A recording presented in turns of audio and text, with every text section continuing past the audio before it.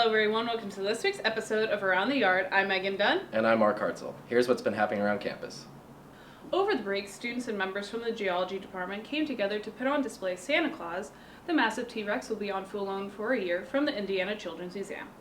This semester has started with a lot of different events going on around campus. The new on-campus dining hall, Martys Place, has opened up. Here's Katie Kefez with the story. Loaded baked potatoes, vegan mac and cheese, and many more dishes are what's new to the College of Charleston's newest dining facility, Martys Place, a vegan, vegetarian, and kosher-friendly dining hall. What has been a 5-year project was led by the Jewish Studies Department as a solution to give students the opportunity to practice kosher eating. The college has really been actively engaged with Jewish student life. At a certain point, Jewish student life becomes attractive to students if there's an eating opportunity that satisfies their needs. Since its opening, Martys Place has seen large groups for lunch and dinner and has gained some favorable reviews. I think this is a great option. It really attracts so many more people, especially like me not being able to come to college and really keep kosher anymore. It's really great to have that option here on campus. I like this one just because it's all fresher and like it's a lot more variety. And like I'm a vegetarian, and so usually at like City Distro and like Liberty they have the same like 5 vegetarian options they offer. While the department is happy about the final product, the biggest challenge Professor Perlmutter acknowledged was figuring out what to feature on the menu that would work for students of all religions and eating backgrounds. Most of the people who eat here will not be vegans. In fact, most of the people who eat here will not be vegetarians, and most of the people who eat here will not be kosher. Most of the people who eat here will not even be Jewish. So the challenge was to come up with a menu that's appealing to everyone. Martys Place is open Monday through Friday and accepts all meal plans as well as Cougar Cash, regular cash, or credit card. Dining Services encourages students to ask them any questions or give them feedback about the new dining facility by tweeting them at COC Dining. This is Katie Kefez with CisternYard Video. This past week, Governor Mike Huckabee stopped by for the Communication Department's Bully Pulpit Series. Reporter Riley Clark has a full story. Thanks, Megan and Mark. On January 15th, Governor Mike Huckabee of Arkansas was a guest speaker with the college's Bully Pulpit Series. The presidential candidate spent a while answering several questions, one of which was a strong focus between the hate between Americans and Muslims, both domestic and abroad. Governor Huckabee explained that he feels he has an understanding of the relationship and what would need to be done. And I feel there are a lot of things that maybe I don't know a lot about, but I know a lot about the Middle East Israel, and our relationship with most of the people who are high critics of Israel have never been. And I challenge them on it because they don't know what they're talking about.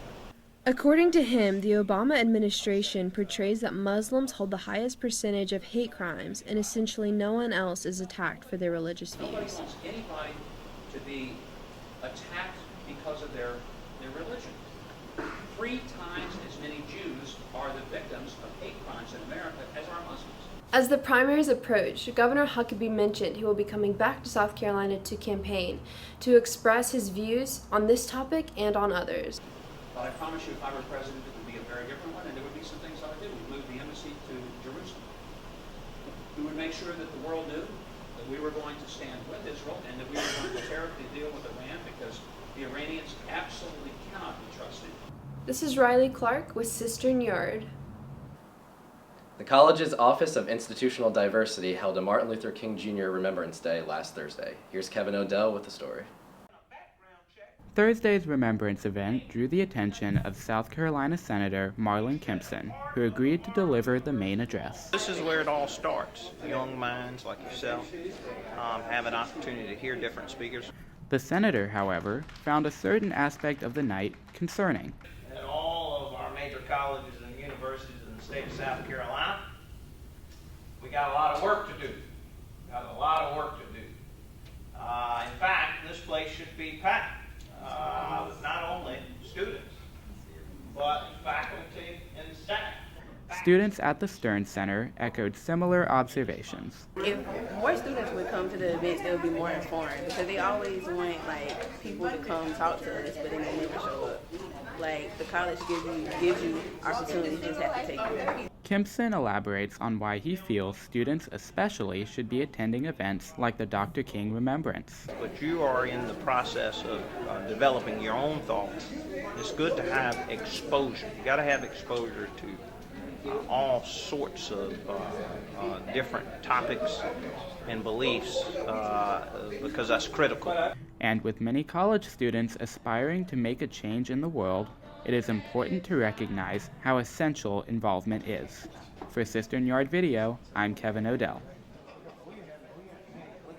Now let's go to Megan for some sports updates.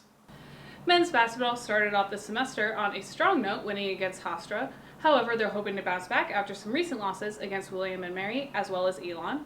Women's basketball is also hoping to bounce back after some losses against JMU and Delaware. Their next game is this Friday against Elon. That's all we have for this week's episode of Around the Yard. Be sure to leave your comments in the comment section below, and be sure to subscribe to CisternYard Video to stay updated on everything that's going on around campus. Also follow us on both Twitter and Instagram at CisternYard_video. Until next time, I'm Megan Dunn. And I'm Mark Hartzell.